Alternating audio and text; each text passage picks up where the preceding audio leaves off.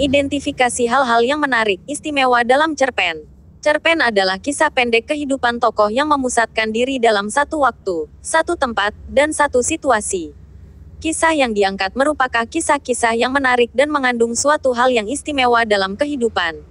Permasalahan hidup yang dialami tokoh terkadang mempresentasikan dan merefleksikan gejala yang sedang berkembang di masyarakat.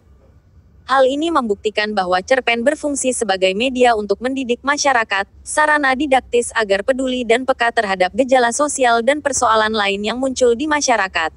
Melalui cerpen, pembaca dapat melihat kehidupan dengan aneka karakter, kultur, dan kondisi alam yang berbeda. Hal ini dapat memberikan wawasan hidup baru. Pembaca diajak untuk menjadi bijak dalam bertindak dan matang secara emosi dan sosialnya. Hal ini dapat terwujud apabila pembaca kritis cerdas, memiliki daya apresiasi yang tinggi. Cerpen memiliki unsur-unsur yang sangat menarik. Kepaduan semua unsur dalam cerpenlah yang membuatnya menarik. Kita dapat menilai isi cerpen dengan memperhatikan tema, amanat, dan gaya bahasa yang digunakan oleh pengarang. Cerpen tidak hanya sebatas menceritakan tetapi juga mengomunikasikan hal penting yang ingin disampaikan pengarang kepada pembaca. Hal tersebut perlu disampaikan secara komunikatif agar pembaca tertarik dan dapat memahami isi cerita secara keseluruhan. Proses interpretasi dapat kita peroleh dengan cara membaca cerpen tersebut. Interpretasi dapat disebut juga sebagai pemberian kesan, pendapat, atau pandangan teoritis terhadap suatu hal dalam cerpen. Makna dapat disampaikan secara tersirat, implisit sehingga tafsiran makna yang muncul akan berbeda-beda. Perhatikan penggalan cerpen berikut ini. Ambe masih sakit. Di kampungku, Tanah Toraja, aura kematian sering kali berembus seperti angin. Jika terlihat secarik kain putih melambai di halaman tongkonan, itu pertanda ada orang yang masih hidup meski sudah mati, tumakula. Di sini, kematian dirayakan dengan biaya yang tak sedikit, inilah akibatnya. Sudah hampir 10 tahun Ambe terbaring di dalam erong, seolah menanti upacara rambu solo yang tak kunjung dilaksanakan oleh sanak keluarga. Sebab tak ada dana atau belum dan jauh dari mencukupi walau kami tengah mengupayakannya. Hingga hari ini, pagi tak lagi halimun, kulihat Indo sedang sarapan dengan Ambe yang masih sakit, terbujur kaku di dalam peti mati itu.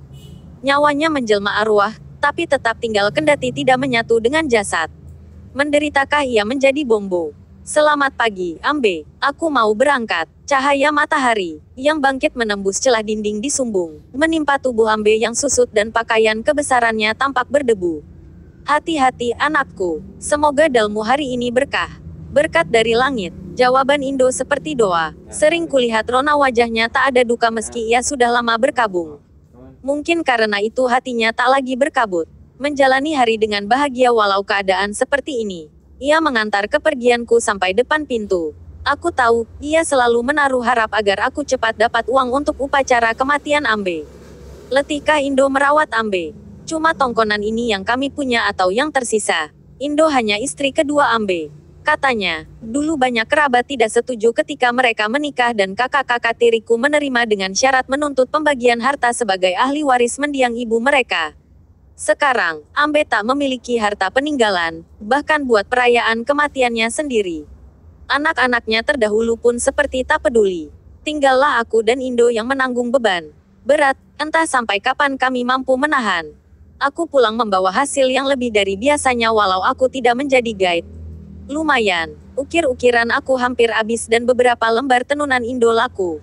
Dibeli oleh turis asing dan lokal yang lalu lalang. Sebenarnya masih siang meski sudah menjelang sore. Dan aku mendapatkan kejutan kecil.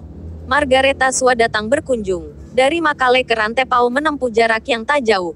Ia perempuan mamasa dan sudah jadi pegawai. Akhir-akhir ini aku jarang bertemu dengannya.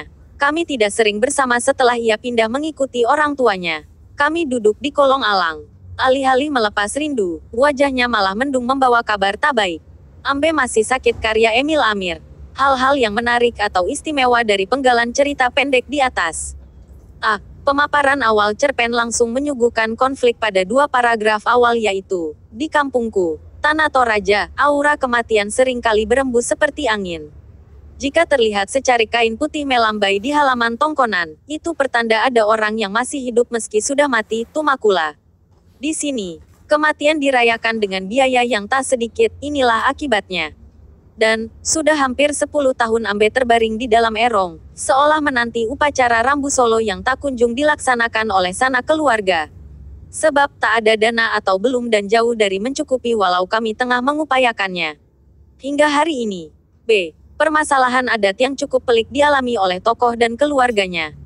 C. Bahwa kebudayaan Tanah Toraja sangat kaya. D. Di Tanah Toraja ada ciri jika terlihat secarik kain putih melambai di halaman tongkonan, itu pertanda ada orang yang masih hidup meski sudah mati. E. Di Tanah Toraja kematian dirayakan dengan biaya yang tak sedikit. Poin penting, hal-hal menarik dan istimewa dari sebuah cerpen terletak pada keseluruhan unsur cerita, baik intrinsik dan ekstrinsik. Referensi, Kuiper.com. Terima kasih.